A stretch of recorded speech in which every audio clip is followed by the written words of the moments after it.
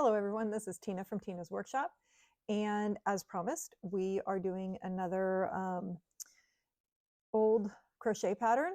So last week we did the first printed, published written crochet pattern. It was written in French in a book of all knitting that had been written in English, and that was this little reticule. So if you'd like to see that, go back and watch that video.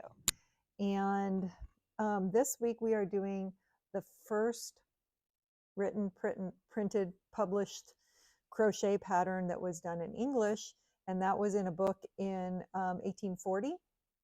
And it was in the book called The Lady's Assistant and Grecuding, Useful and Fancy Designs in Knitting, Netting, and Crochet Work. And I found the PDF version of the complete book, which I will link below. And I will also link Little World of Whimsy, which is where I found the information so that I could find the book. I'm also going to link Just Vintage Crochet's YouTube. I had been looking for this. I'd been wanting to do these two patterns, and she did videos with these two. And so I'm going to link her video doing this one. And there's multiple patterns that were in this book on crochet, but this was the first one in the book, so people tend to lean towards it was the first one. And I'm going to actually do that one specifically because that's one other people are doing, including her, and she has a little bit of a different idea than I did on how it's supposed to be done, what the outcome's supposed to be, because in these old patterns, they give you very limited information. There's no pictures to show what it was supposed to be. It was basically you were supposed to know what this outcome was supposed to be, and they just gave you basic information. There is no yarn type. There is no crochet hooks size, anything like that. And then, you know, they're like, okay, work this row, and then keep going until you get to the size you think it should be, and finish it off in the usual manner. And you're like, So I thought it would be nice to have that comparison between hers and mine, and seeing those different ideas as to what they may have been meaning. So I'm going to put you down on the table so you can see what I'm seeing. Okay, so you can see in this book, so this is the pattern. And in going through this, I went through, and since I do knit too, and I went through and I looked at the different patterns that were in this book to try and get an idea of what they meant by different things. And I think I've got it figured out, and I think I know what this end product's supposed to look like, but I'm not going to show you a picture yet until I get a little bit further and see if you kind of come up with the same idea that I have. But basically, like I said, there's no information as to what yarn or anything else. It just says cast on 160 single chain stitches. First row, 3 chain stitches, not attached to the cast on row. Attach a stitch. That's what it says, just attach a stitch, not what kind of stitch, just a stitch. So I think that they're meaning a single crochet. In their term would be a double crochet because this was an English book. But so I think that's supposed to be just a single crochet. By working a stitch on the 4th stitch of the cast on row of foundation. Second row, always make your attached stitch on the center of one of the 3 chain stitches worked in the last row, then 3 chain stitches. Every succeeding row is done in this way. When sufficient is done for forming the purse, join it up in the usual way, so they don't even tell you what that is, by tambouring it together about 2 1/4 or 2 1/8, I think that's supposed to say inches, at each side, and draw it up at each end. The attached stitch may be a bead stitch. So that's all it says. Now, I forgot to mention the tambouring. So tambour or crochet. So tambour was a term at that point that they were using that had to do with crochet. So if you see something with timbre, it's going to be similar to crochet. There's actually on Little World of Whimsy, she shows some of these types of pieces were tambourine, and which is basically lots of chain stitches and that netting look. So that's where that kind of comes into play. So we are going to attempt this and see how it comes out. I have this beautiful blue that I'm going to use. I am not positive. I think it might be merino. I actually got it in grab bag at our local yarn shop during the yarn hop, and I think it's really, really pretty and would make a beautiful little bag. And that's what I've decided I'm going to use. I'm going to use the same hook I used last week. It is approximately a D, an old hook that was my mother's or my great grandmother's. And then where it talked about bead stitch, they would decorate a lot of these with beads. They might put beads onto their yarn and work it, or they might add it afterwards. And I actually do want to add some beaded fringe to this. So that's what I have this out for, and all these little beads, but I need to string them onto there, and it's going to take me a while to do that. But that is what this is for. So we will work with that later when we get down a little bit further. For now, we are going to just see if we can accomplish this pattern. So we are starting with a chain of 160. I have 10 here already, and I'm going to keep going.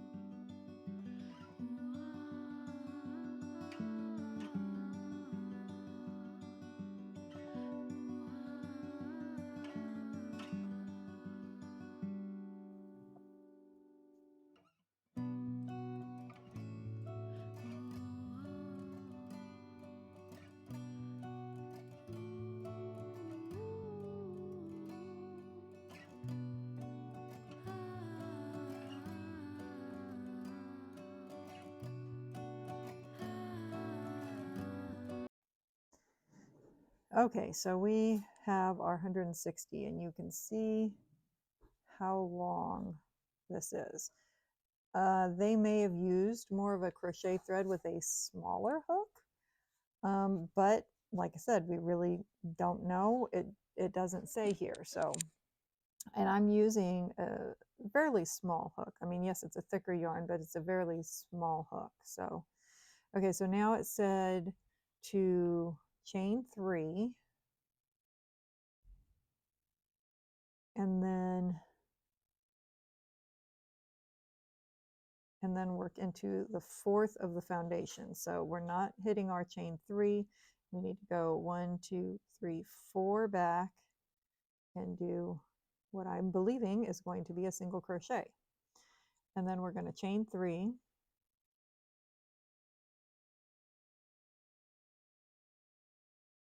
And I guess go 4 stitches over again, because it does not actually tell you on your next stitch. So 1, 2, 3, 4, chain 3, 1, 2, 3, wait, 1, 2, 3, 4. And we're going to do this all the way across.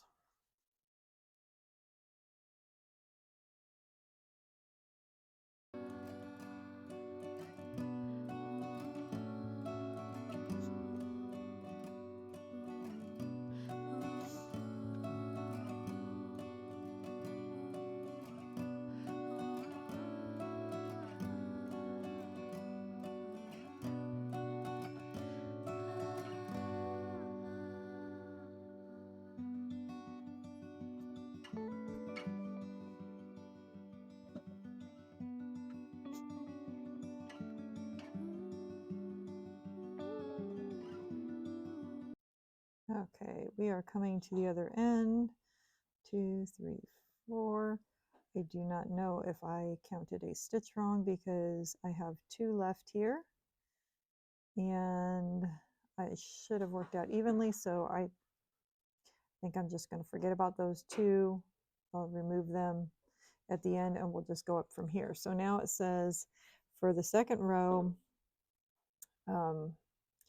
always make your attached stitch on the center of one of the 3 chain stitches. So we're going at the center here. And okay, so you attach it here and then you do 3 chains, but that's all the information. It doesn't tell you how to start that row. I apologize for the noise you may be hearing in the background. My husband's making ice cream, yummy, homemade ice cream. So I think I'm going to actually do a chain 1 and then a single crochet into this last chain, and then come up with the 3 chains, because this needs to go into here. It's going to go, it's halving. So if I'd come up right here, it wouldn't have worked right. So I'm thinking this is what I need to do. And then come into the center one, do our single crochet, chain 3, go into the center of the next one, single crochet, chain 3,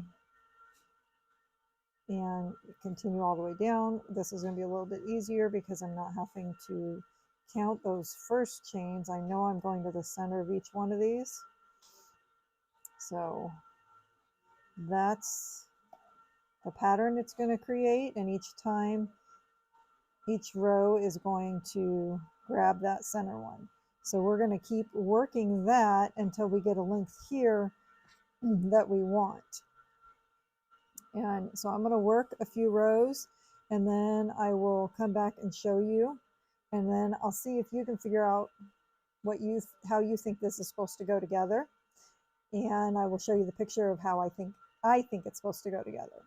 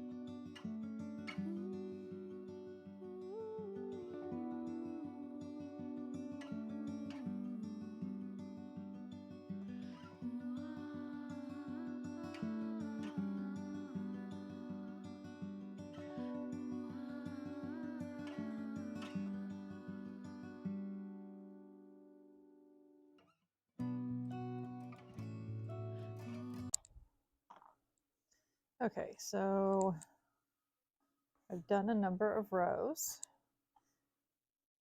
and I'm wondering if you can figure out yet how this is supposed to work. So once you get to the point that you decide, according to this, is sufficient for forming your purse, then you join up the usual way, and then it says the 2 1/8 inches on each side. Well, the fact that see if I can get this to focus.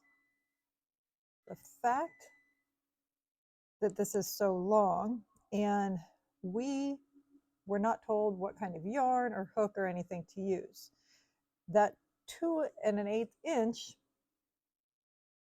is not going to really matter, because if we had used crochet thread with a smaller hook, this probably would be, maybe that size. If we had used a bigger yarn and a bigger hook, it would be a lot bigger. So we don't really know for sure. I'm thinking it was probably more of a crochet thread, but since that's not what I'm using, mine is bigger. But I think this is supposed to be, they called it a long purse of open stitch of single tamidor. I think it's like a miser's purse.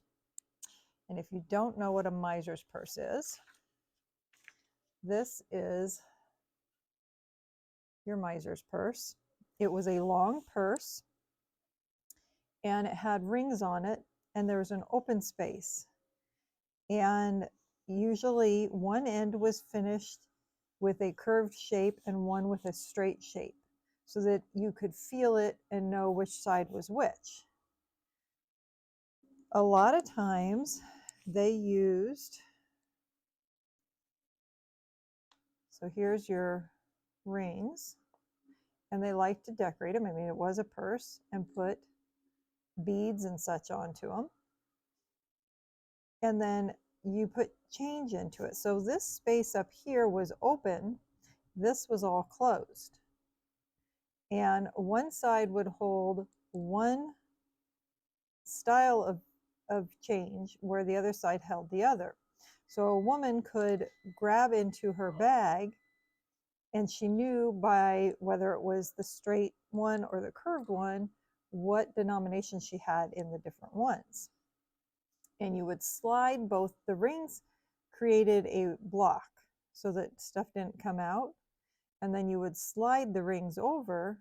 And when you did that, then you could get into the open space and pull the money out of that side of the purse. And if you wanted money from the other side, then you slid the rings over to that side. When you were done, you slid one ring on either side and it held everything together, and you would hold it up here. And but they did like to use the beads and fancy it up. So what I want to do is on one end do the curve with the little dangle of beads, which is why I'm trying to string those beads. And I'd like to do the fringe style on the other side. I'm not going to do all the decoration up here, but I'd like to do that part there. Here's another example. And that's what I think this is supposed to be. That makes sense to me. So that being said, I think I need to double this still, so then it can get folded over. And so then you'll stitch one edge will get stitched up straight and the other edge will get cinched in like this. And then that 2 1/8 inch, what I think they were meaning is of coming up on either side here, up a little bit, you would have come in the 2 1/8 inch on either side here. But like I said, because we don't know the yarn or anything, in this case, I think I'm going to have to come into about here when I'm done. And then I was trying to find some rings. I was thinking of keychain rings possibly. I had these, which I thought would be really pretty, but I don't think that they are going to work unless I'm really, really lucky. They may end up working. That would be really pretty with the, maybe we'll get lucky and that will actually work. So I'm going to work some more rows. I want to at least double this, I think. Maybe a little bit more to have it, when it's complete, to look like the proper purse. So I'm going to keep working on this, get some more rows done, and then I will come back to you and we can join them up. Okay, I think I've gotten to the point that I am going to stop. Let's see, there we go. Let me get that where you can see it. It is a little bit tricky on these edges, getting just right. And so this edge is a little bit more hinky looking. This one's a little bit straighter. So I'm going to, where one end is going to be gathered and one's going to be straight, I'm going to use this as the straight one. I'll use this as the gathered one. And then, so then for finishing though, it says we are folding. And then it said the stitching of the 2 1/8, which is going to be more than that because 2 1/8 would only be, you know, this much space. So I'm going to stitch up probably about this far on each end. So we'll have a space like this in the center. And this end will get gathered and we'll have the little tassel of beads on it. And this end will stay straight, and then I will do the little fringe of beads on this one. And then there's going to be the 2 rings that will be in the center. And it says, join it up in the usual way by tambouring it together. So I'm not sure exactly what they mean by that, if they mean crocheting it together, slipping stitching it together, actually whip stitching or whatever. So I'm going to just stitch it up because that's going to be the easiest way for them to add the beads as I do that. So let me find my yarn needle. Okay, so I'm going to finish this off, leave myself a tail that I can use.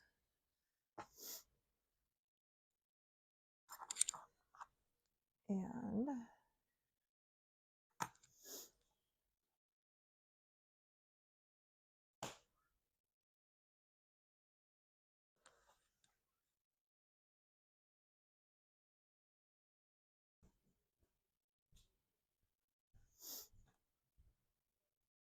okay.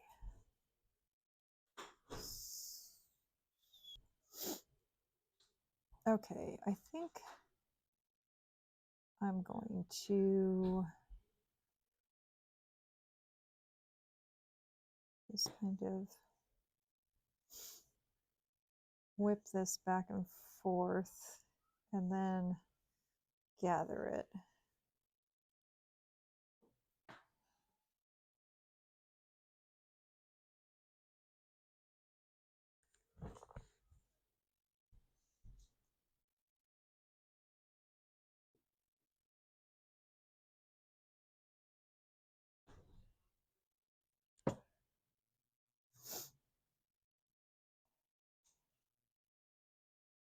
Okay, I'm gonna cinch that up and make sure I've got it tight.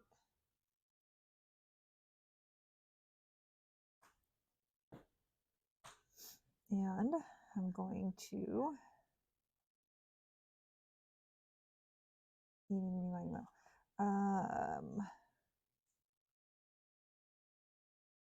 I think I'll actually put them in at the end. I think I'm going to put them on the same way I did the tassel on the last one. Yeah. Okay, so now I need to run up the sides of this.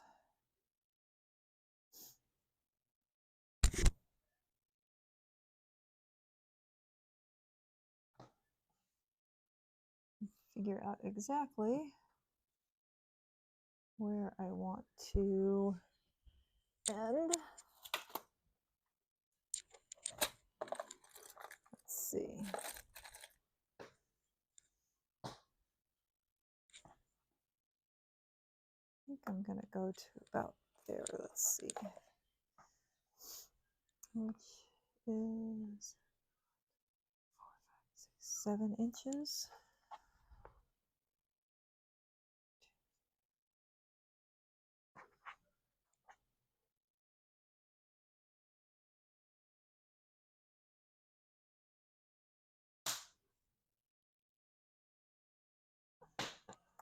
And that leaves that, I guess that's about right. 7 inches, 7 inches, 7 inches. So I've got 7 at each end. So I need to stitch this.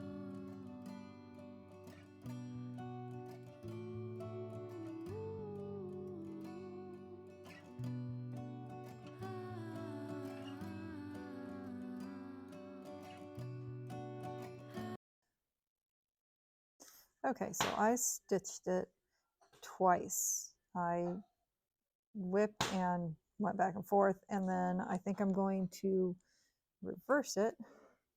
So that seam is on the inside, though you can't really see it too much, but I'm going to do that anyway. So flip it inside out, and there we go. And then these little rings are going to go onto here. Okay, pulling both of these on, and they are going to go all the way up to the center, and they're just going to stay there at the moment. So this end,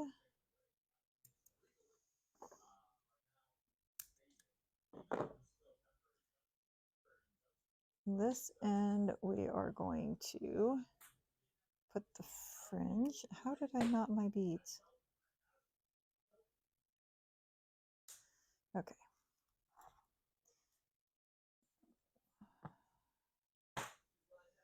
So I think how I'm going to do this is start by taking the end thread in and actually knotting it on.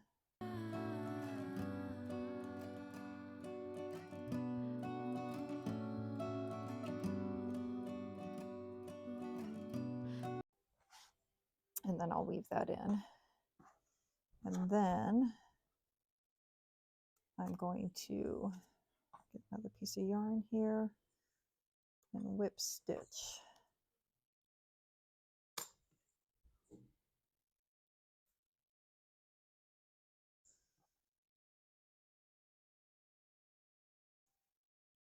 So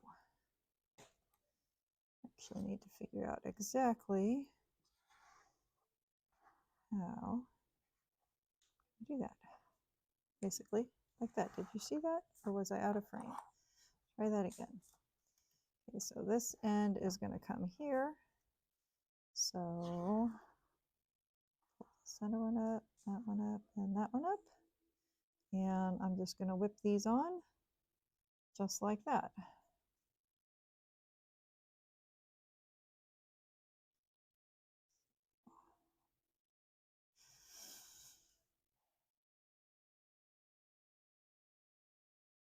I'll leave a tail and work that in afterwards.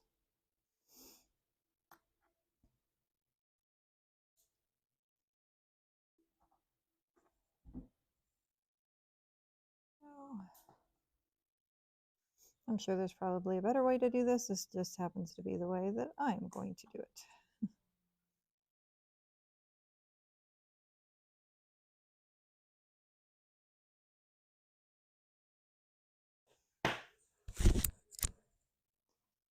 And if you hear the loud popping, it's my fireplace. My desk is next to the fireplace.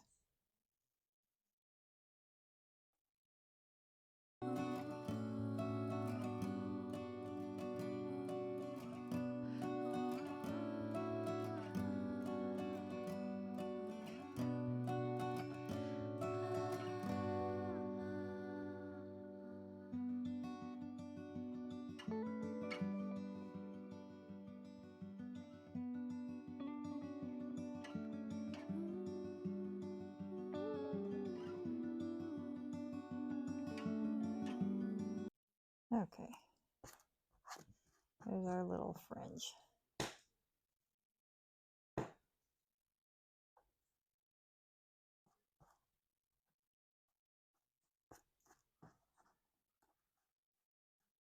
So that's the fringe on the one end, and then I need to weave in those ends, and then on this end we're going to But I'm going to use, actually, a reason to use the extent of this hook.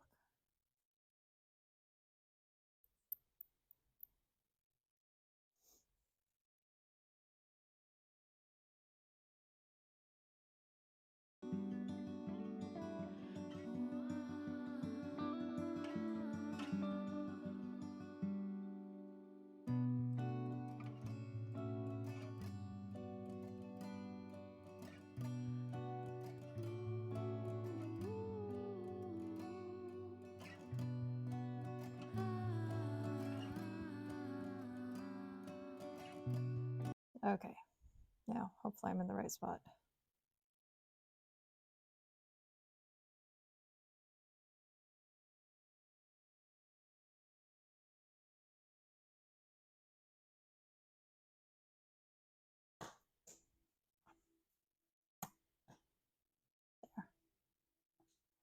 My little tassel. Okay, I'm going to weave in those ends real quick and I'll be right back. Okay, so I have finished it. I wove in all my ends and this is how it looks. So you've got the little straight end with the fringe and the rounded end with the little tassel. Put it on there trying to make it easier for you to see, but I don't know if that's actually working.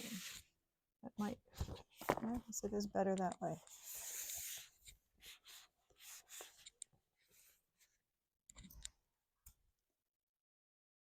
So the idea of this kind of purse, this miser's purse, was one, you would carry change, money in here.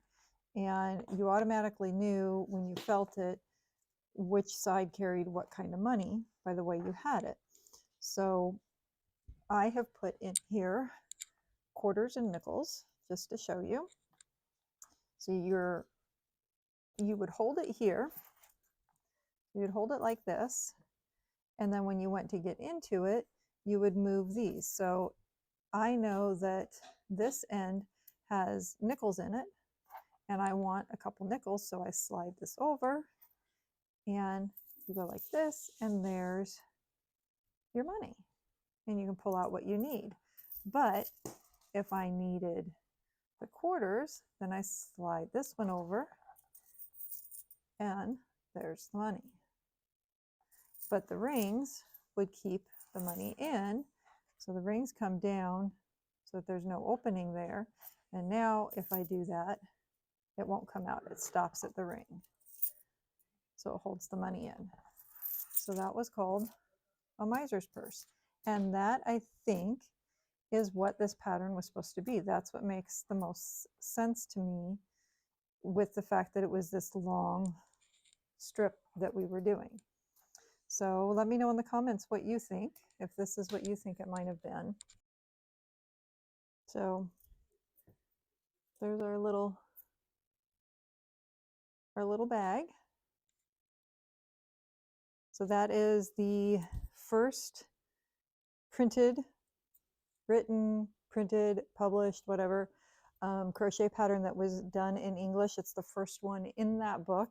I printed out all of them from that one, and I may try some of the other ones at some point. There's a plain French tam-door long purse, a French tam-door long purse, an open tam-door purse.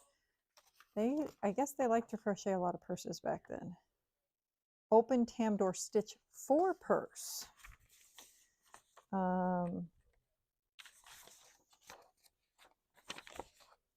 Open tam-door stitch. Open tam-door stitch for purse. Double tam-door spiral chain.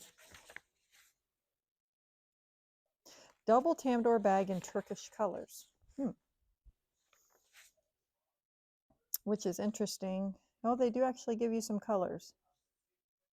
Work 2 rows white, 8 green, 2 white, 8 crimson, 2 white, 8 claret, 2 white, 8 blue, 2 white, 8 orange.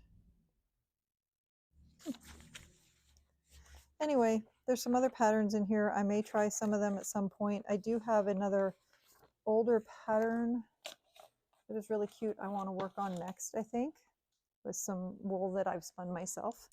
But I think this is really actually really kind of cute. And even though it's got these open holes in it, since it was only holding the money in there and nothing else, that money's not coming through those holes. They're not big enough for it to come through. So there's our little miser's purse. I hope you've enjoyed this. If you have, click like. If you'd like to see more, subscribe. If you'd like to be notified when I upload, click that notification bell. Let me know down below what your thoughts are. Is this what you would have come up with from that pattern? Or would you have come up with something totally different? I would love to know. And don't forget to head on over to Just Vintage Crochet and see how she interpreted the pattern, because it was completely different than my take on it. So I think it's really interesting to see how different people, you know, look at stuff like this, especially when you don't have a full specific set of information or pictures or anything. So anyway, hope you all enjoyed this, and we'll see you again soon. Bye.